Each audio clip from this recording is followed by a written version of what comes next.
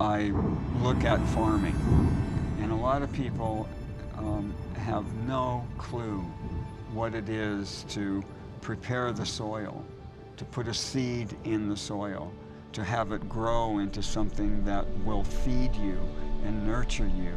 You have this connection with nature.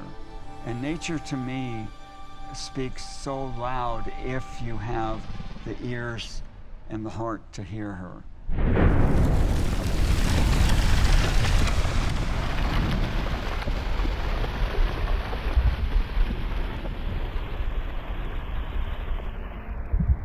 Farming is not easy.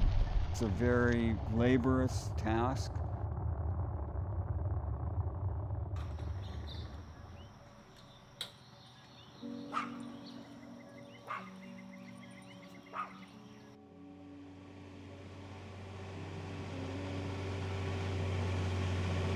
You got to see this tree right here. Felix already grabbed them, but this is a mountain apple tree. This is one of the indigenous fruits that came to Hawaii.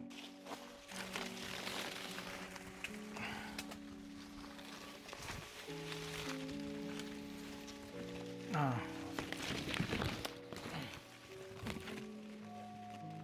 Oh my, yeah, they just fall off.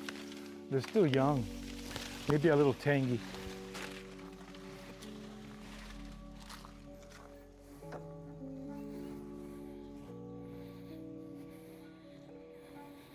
Mountain apple. They can get a lot riper than this, almost purple. When they're overripe, they turn purple, but when they're nice and red, a ruby red, I should say.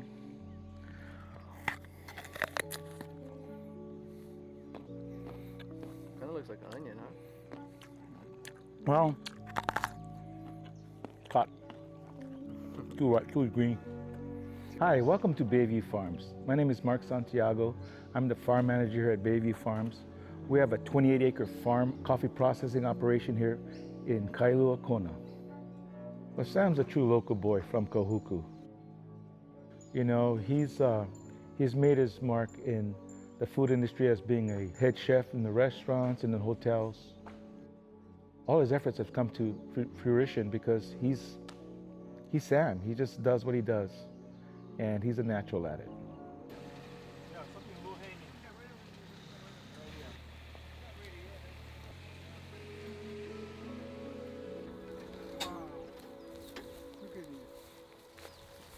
Yeah, hi, aloha. I'm Chef Sam Choy, born and raised on Oahu in the North Shore. Now my wife and I, we live here in Kona, Hawaii. Born and raised on the North Shore of Oahu in a little fishing village called Laie. There wasn't too much things to do as far as, activities or fun, but going to the mountains, climbing a mango tree. Mango season was huge. That was kind of like a process of picking the mangoes from a very young age to make a mango seed or a pickled mango, and then as they got ripened, ate the mangoes. And we used to call the real ripe ones the orange mangoes, kind of orange like my shirt. We used to call it mele mele mangoes when we were growing up in Hawaii. My grandpa was a taro farmer. They grew taro, which was make poi out of, and the leaves were made luau leaves and stuff like that. So we were always surrounded by food. And then of course as mango season, because we had 3-4 mango trees in our yard, and as mango season started to roll around, you could see my dad getting excited because one of the best things he did was doing a traditional mango seed.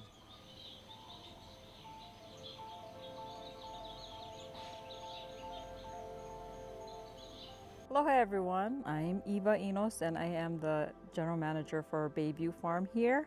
Everybody does get excited for the mango season because it's the only time of year you can get those pickled mango.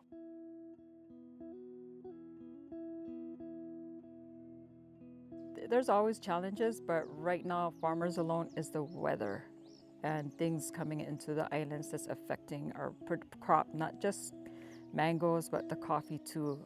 Even our other trees up in the higher elevations, like our koa, which is indigenous to this island, the ohia trees, so a lot of fungus that's coming into the islands that we've never had before. So a lot of the farmers and areas are very strict about you going towards any farm. So, try to tell people don't take it to a fence. We don't let anybody into the farm, just certain sections because we're protecting the farm and our production, our livelihood.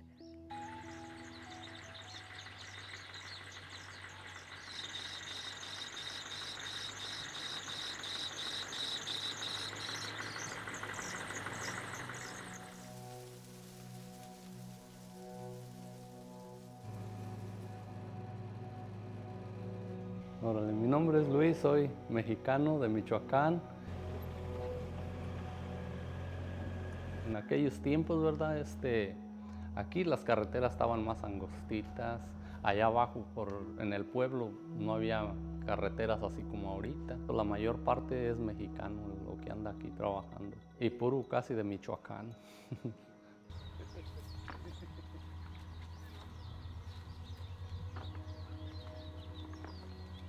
If I could make a manager, I would. They taught me what I know, but these guys are experts too. We would be in a worse position if we didn't have him. I give them all the credit, let me tell you. That place looks good because of them, not me, okay? And that's what's really nice about people that come to Hawaii or live in Hawaii and they farm. They farm things that we can put on our table. There's a lot of talented farmers here in Hawaii. We just need to support them politically. We need to give them a break on water, on electric, on all the things that they need to make a successful farm.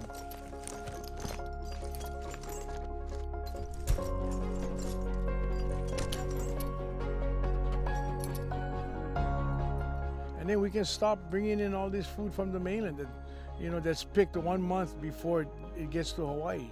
Every time you walk into a big box store, some of that vegetables that you're getting is over 3-4 weeks old, And this here, man, look at this right behind me. You got mangoes hanging, you got coffee right there.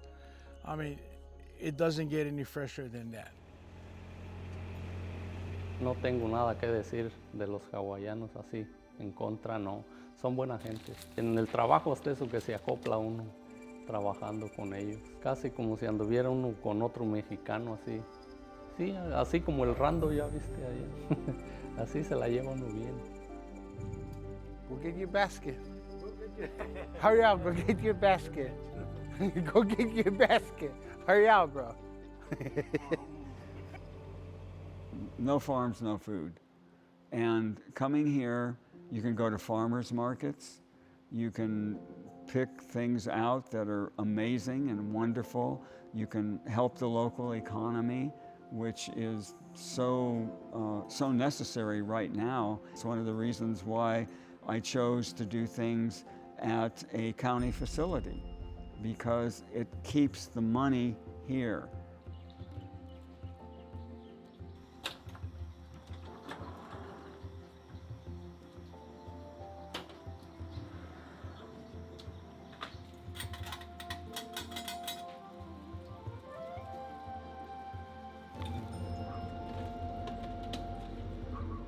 I don't drink any other coffee but Bayview Farm Kona, 100% Kona coffee. What's up, everybody? I'm Jeremy Meeks. I'm very blessed to be here. We are at Bayview Farms. I just had one of these. Mountain apple. Mountain apple. We have only one tree, and it gives off fruit during the spring. So they get really sensitive, soft. They get bruised easily. So basically, it's hard to sell it in the stores. Yeah. Just the looks of it all. But this is the best time. So When you guys first plant baby trees of this, how long does it take to produce fruit? usually 7 years. 7 years? Unless you graft it from a tree, then you can. Then you can probably speed it get up. A couple years. Yeah. Wow. And what are we eating in the States? I realized when I got here, I've never really had a mango, a real mango, until I got here. It's hard to put into words. As soon as I came onto this property, I felt at home. I felt very connected with the land. Everyone who works here is a family, and they're all so kind and generous, and they teach us and they just provide any information about you know, the agriculture, about the different varieties of fruit, because there's not just coffee and mango, there's numerous varieties of fruit. And so this has been such a learning experience that I am just grateful for, because it's so much information and knowledge about farming that I just had no idea about. They have some serious struggles, and it was just incredible to learn. That without agriculture, we're dead. Bottom line. The Hawaiians knew that. I mean, they didn't have barges coming in and getting 80–90% of all of their food here. They had what they call a'upuahas. They grew food, they fished, they had all this wonderful thing going on, and they were healthy, they were happy, they were doing what nature wanted them to do. But yet, if you're working with organic, you have to work within certain parameters of the organic industry in order to be certified organic, and that's something that is very, very, it's labor intensive. And that's the reason, you know, a lot of people don't do organic types of things, is because of the labor intensity of it. The price of the food that is grown locally is not as compatible cost-wise. And why? Because the land lease is high, and then of course, you know, to operate a farm locally, the taxes are outrageously high. So we need to really evaluate that process. And the reason I say that is because how can we stop shipping when we don't have the opportunity to support the farmers?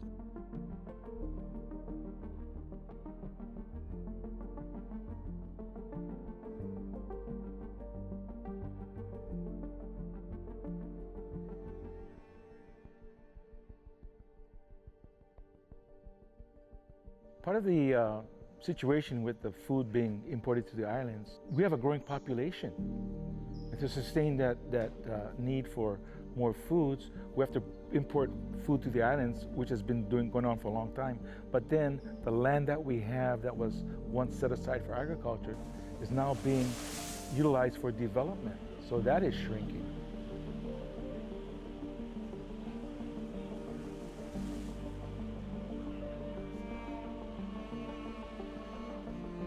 When we import a lot of this food, a lot of this processed food. It's not whole foods like Sam promotes. He wants whole foods coming from the land. And when you bring in all these frozen foods and all that, that's fine. But we want to see if we can stimulate more of our own supply of agriculture from the land that we live on. Because not only will it be fresh, you'll be stimulating the economy by supporting the farmers. Pues lo que no se dan cuenta es como de decir, el trabajo que uno pone a veces es pesado, ¿verdad? Lo que hace uno por ayudarles a ellos. No lo miran, no lo sienten, ¿verdad? Y tal vez a lo mejor hasta se les haga como poquito lo que uno hace, pero pues uno trata de hacer lo mejor que puede uno y lo más que puede uno. También estén contentos. You got places like Hamakua Coast, you got Parker Ranch, all these people got tons and tons of land and just sitting dormant basically. We should be planting, we should be growing. You know, this could be the breadbasket of the Pacific. And have it serve itself, because there's a certain frequency here, there's a certain energy that you just feel happy being here. Because if that's not a priority, then what's the sense of farming? What's the sense of having our local stores have local products in there that are compatible to mainland things that are shipped in 90% to Hawaii? There's more Hawaiians on the mainland than there are here in Hawaii. Displacement is, unfortunately, was a necessity just for survival, yeah?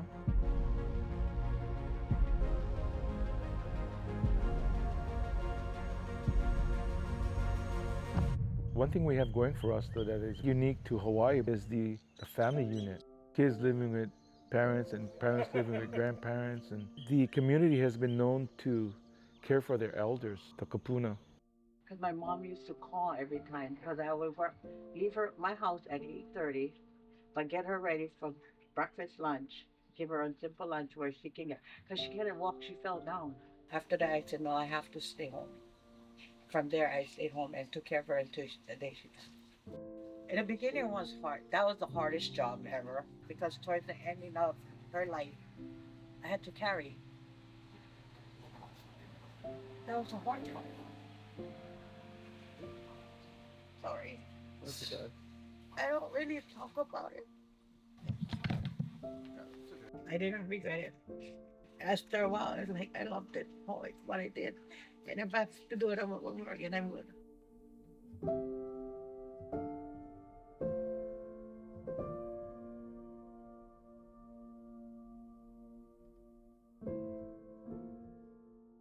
What is one of the oldest mango recipes you kind of remember eating?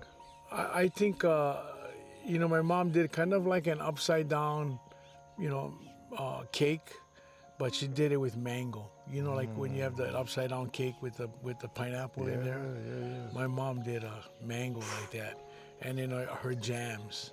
She would add mangoes, pineapple, and papaya to the jam, and it was really simple.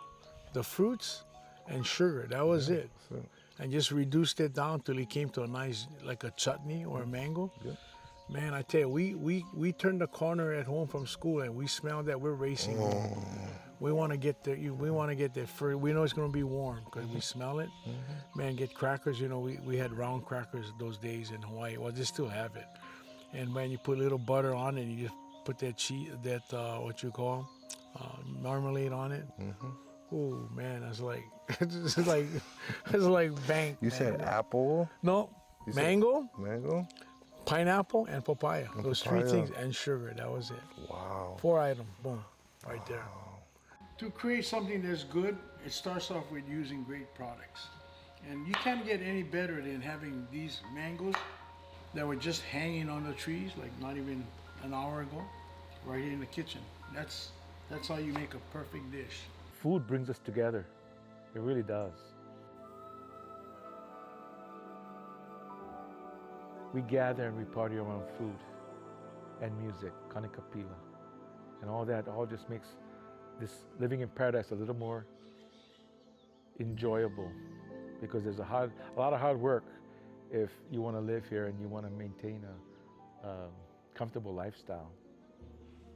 Mangoes right here from the farm, and then I'm adding some nice tart mountain apples. They're tart now because they're not really full in season. Really good. See what's going on. Good job, you're fine, buddy. Yes, sir. And that's how I like to do food, I've always liked to do food on a natural base, but more importantly, that is purest quality of goodness, So that's my secret. Sam understands that we can be self-sustaining. To me personally, it's very simple. It's education. We need to have a voice. We need to do these things. We need to let people know that without agriculture, we're dead. Bottom line. Or at least supplement more of our agriculture from the land that we live on, as opposed to having to bring it from the mainland. But more importantly, an abundance of what the farmers have grown.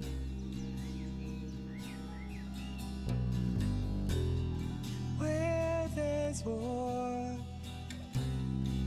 how does a garden grow? Where there's war, where do the farmers go? Who tends the fields? Are there fertile seeds to sow? Does the ground stay cold and boiled? I wanna know where there's war. Where do the songbirds sing? Where there's war, the flowers bloom in spring. Do you ask yourself these questions? Do you ask yourself why?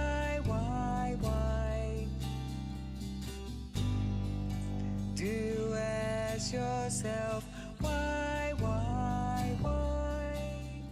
Never forget the importance of hard work. Never forget that nature at its best is unbeatable, unstoppable, but when it's good, it's great. I want them to remember that and never forget, hard work is the key to success. The thing that I hope happens is that we never lose the aloha spirit. That makes us unique. That makes people want to live here. Where there's war, love can't grow. Where there's war, people don't know. There's no smile in their eyes when they rise. Seeing too many innocent babies die. Stop these wars so love can grow. Stop.